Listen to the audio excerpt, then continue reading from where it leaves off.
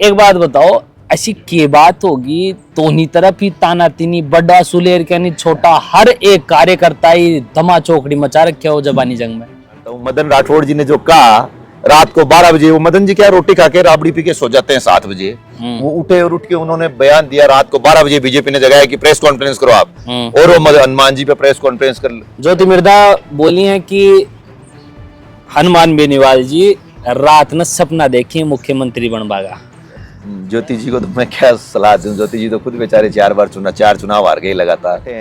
Bharatiya Janata party जिंदाबाद कर रहे हैं, उनकी दुकान चल रही है, उनकी जो कंपनी इंडिया बुल्स थी उन पे कई करोड़ रुपए का ईडी की रेड पड़ी, जिसमें उनको मजबूरी में भारतीय जनता पार्टी ज्वाइन करनी पड़ी। डॉक्टर बनना है सपना तो मैट्रिक्स है उसका अपना। 2024 और 25 में 976 प्लस स्टूडेंट्स ने मैट्रिक्स नीट डिवीजन से पाया गवर्नमेंट मेडिकल कॉलेज और 71 स्टूडेंट्स ने एम्स में एडमिशन।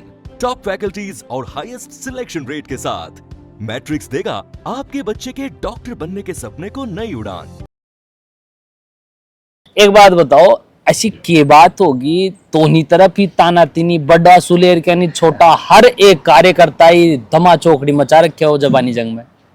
देखो भाई साहब, ऐसी तो कोई बात हुई नहीं। बाकी हनुमान जी ने जो बहराणा धाम में आंदोलन किया, जो अभी आपने बताया, बहराणा में क्या था साहब, हनुमान जी रिक्को बहराणा धाम में रिक्को ला रहे, उसको हटाने के लिए, और जल जंगल जमीन और साधुओं की, वहाँ दादू पंथियों की वो धर्मस्थली है, वहाँ उसको दादू पंथियों का हरिद्वार भी कहता था, उस जगह को बचाने के लिए हनुमान जी ने आंदोलन किया। ना वो हनुमान जी का आंदोलन था, ना हनुमान जी में उस आंदोलन से हनुमान जी फायदा नुकसान, या ना वहां से चुनाव लड़ने वाले।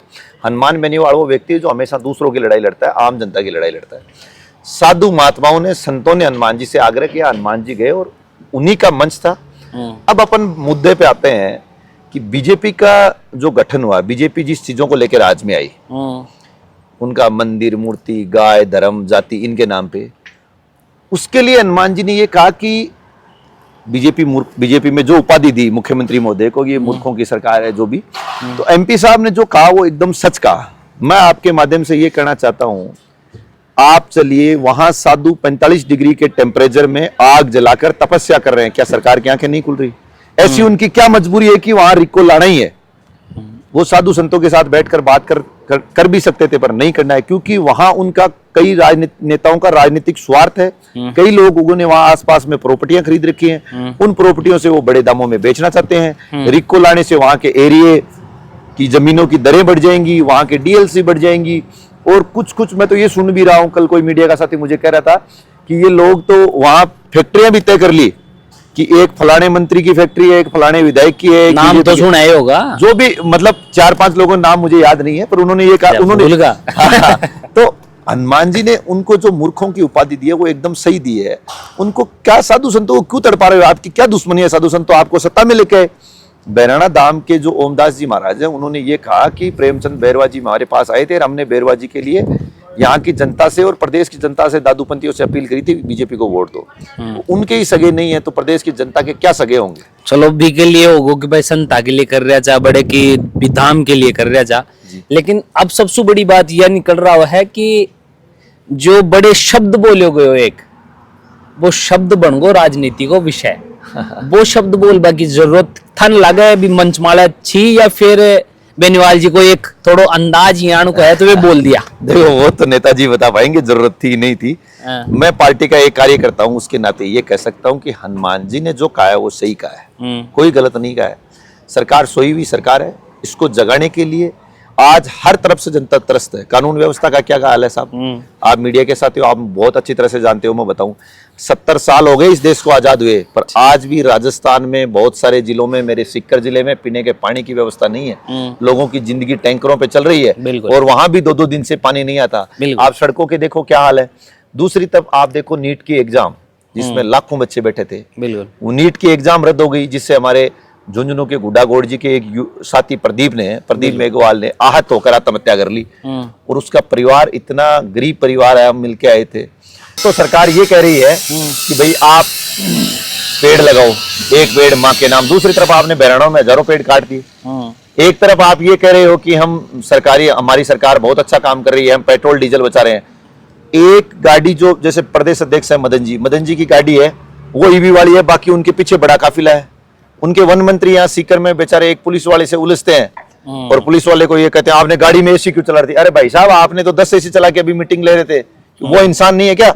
आपने देखा इनके कैबिनेट का एक मंत्री किस तरीके से गाली गलौज कर रहा है, जिस बातों का कोई आधार ही नहीं है। उसमें मैंने तो एक मीडिया प्लेटफॉर्म पे देखा था कि वहां उस एरिया से मंत्री महोदय को बंदी नहीं मिल रही थी, मंथली नहीं मिल रही थी, उसके लिए वो उनको डांट रहे थे कि मेरा आदमी मनमानी करेगा। मदन राठौड़ बीजेपी प्रदेश अध्यक्ष, अब देखो मदन भी जानो को ना? नहीं, बिल्कुल मदन जी को जानता हूँ। मदन राठौड़ जी ने जो कहा रात को 12 बजे, वो मदन जी क्या रोटी खा के राबड़ी पी के सो जाते हैं 7 बजे, वो उठे और उठ के उन्होंने बयान दिया रात को 12 बजे बीजेपी ने जगाया कि प्रेस कॉन्फ्रेंस करो आप, और वो हनुमान जी पे प्रेस कॉन्फ्रेंस करने लग गए कि हनुमान जी के पास शब्दों का चयन नहीं है, ये नहीं है वो।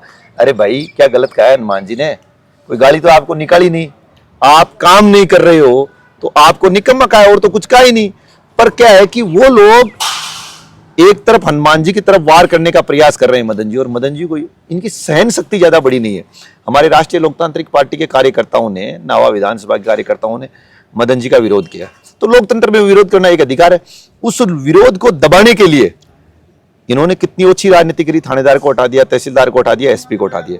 आप मेरे को ये बताओ, आप विरोध से क्यों डर गए? राष्ट्रीय लोकतांत्रिक पार्टी के कार्यकर्ता आपको ना विरोध ही तो दर्ज करा रहे थे, विरोध दर्ज कराना कहां तक गलत बात है? तो डरी हुई सरकार है, और डरे हुए पूरा इनका मंत्रिमंडल, और ये सारे लोग जितने हनुमान जी पे ज्ञान सिखा रहे हैं ना, संस्कार सिखा रहे हैं, अपने मंत्री को संस्कार सिखाओ। आपने भी सर शायद सुना होगा ऑडियो उनका, किस तरीके से माँ बहन की गालियां निकाल रहे हैं, किस तरीके से इनके खींवसर का विधायक 40% कमीशन की बात कर रहा है और ये कह रहा है कि मुझे ऊपर तक देना पड़ता है, किस तरीके से इनके वन मंत्री बयान दे रहे हैं, किस तरीके से इनके जो शिक्षा मंत्री और पंचायती राज मंत्री हैं वो आते हैं और नालियां चेक करते हैं, नाली में। अरे भैया आपका काम नाली चेक करने का नहीं है, आपका काम शिक्षा में सुधार करने का है, आपका काम पंचायती राज चुनाव कैसे हैं उस पर बात करने का है। हमारे सीकर के माननीय श्री माधोपुर से आने वाले मंत्री महोदय, उन्होंने कुछ नहीं किया। मैं तो उनसे भी कहता हूं कि मंत्री महोदय आप ये बताओ कि कितना आपने 5 लाख रुपए का भी काम किया है क्या? 2.5 साल से आप मंत्री हो, वरना उनके पास तो बहुत बड़ा महकमा इस पूरे जिले को चमन कर देते। पर नहीं, काम नहीं करना है, सिर्फ बयानबाजी करनी है, सिर्फ हनुमान जी को कोसना है। चलो हनुमान जी को भी कोस लो, इस बात से भी मैं एग्री हूं। एक तरफ आप हनुमान जी को कोस लो, एक तरफ आप अपना 2.5 साल का कार्यकाल भी साथ रखते जाओ कि आपने क्या क्या किया है। मैं तो मुद्दों की बात करता हूं जी। आपने हनुमान जी को कोस लिया ठीक है, पर आप मुद्दे भी बताते जाओ कि हमने पानी के लिए ये किया है, सड़क के लिए ये किया है, युवाओं को रोजगार के लिए ये किया है, किसानों की बिजली के लिए ये किया है, पीने के पानी के लिए ये किया है, गरीब के लिए ये किया है, शोषित के लिए किया है, दलित के लिए, पीड़ित के लिए कुछ नहीं किया, सिर्फ भाषण भाषण भाषण। पेड़ लगाओ, आप देखो खेजड़ी का कितना बड़ा आंदोलन हुआ। कई बीजेपी में जो विश्नोई समाज के नेता हैं वो भी वहां थे, उन्होंने कहा कि विधानसभा चलते चलते आपका कानून बन जाएगा। बन गया क्या आज? तो एक आदमी के साथ धोखा थोड़ी कर रहे हैं, हर आदमी के साथ धोखा कर रहे हैं। आप जैसलमेर का देख लो, गायों का किस तरीके से गायें खुले में पड़ी हैं। जो लोग गोवंश को बचाने की गाय के नाम पे वोट मांगते हैं, ये कर देंगे वो कर देंगे, सिर्फ मेरी नजर में थोती बातें कर रहे हैं। ज्योति मिर्धा बोली हैं कि हनुमान बेनीवाल जी रात में सपना देखी मुख्यमंत्री बनवागा, बस पूरा दिन ख्याली पुलाव ही बनावे। देखिए अब ज्योति जी को तो मैं क्या सलाह दूं, ज्योति जी तो खुद बेचारे 4 चुनाव हार गए लगातार, और आज भारतीय जनता पार्टी में बैठे हैं। भारतीय जनता पार्टी जिंदाबाद कर रहे हैं, उनकी दुकान चल रही है। उनकी जो कंपनी इंडिया बुल्स थी उन पे कई करोड़ रुपए का ईडी की रेड पड़ी, जिसमें उनको मजबूरी में भारतीय जनता पार्टी ज्वाइन करनी पड़ी। और अब भारतीय जनता पार्टी ने उनको टास्क दे रखा है कि आप हनुमान जी को टारगेट करो, हनुमान जी को टारगेट करो, और कुछ नहीं आपके सामने सब। मैं क्या बताऊं? हमारा राम जी की एक मैं पर्सनल बात बताऊं था ना जी, हमारा जलको के अंदर पॉडकास्ट हुयो तो हमारा राम जी सु हनुमान बेनीवाल ने लेकर सवाल भी पूछो गयो जी। तो बी के अंदर हमारा राम जी द्वारा बोले गए कि बिना विधायका का मुख्यमंत्री है। कैसे है मुख्यमंत्री यार? वो तो सांसद है अमरा राम जी के। वे कह रहे हैं कि भाई बिना विधायक का मुख्यमंत्री उम्र अमरा राम जी की ज्यादा हो गई, उनको ये जैसे इनका लोकसभा का टेन्योर पूरा हो जाता है उनको रेस्ट करना चाहिए। अब वो कैसे बोल रहे हैं अमरा राम जी? हनुमान बेनीवाल तो एक सांसद है सिर्फ, और कुछ नहीं है। हनुमान बेनीवाल तो एकमात्र आज की तारीख में सांसद है, हमारा तो कोई विधायक भी नहीं है राजस्थान की विधानसभा में। अब वो क्यों जलन में कह रहे हैं या किसको खुश करने के लिए कह रहे हैं, वो तो अमरा राम जी बता पाएंगे।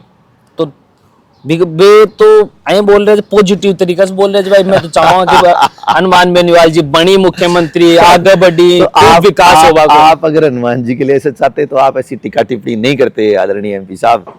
और आपका भी अलग दर्द है मन में, क्योंकि उनकी पार्टी का जनाधार धीरे धीरे घट रहा है।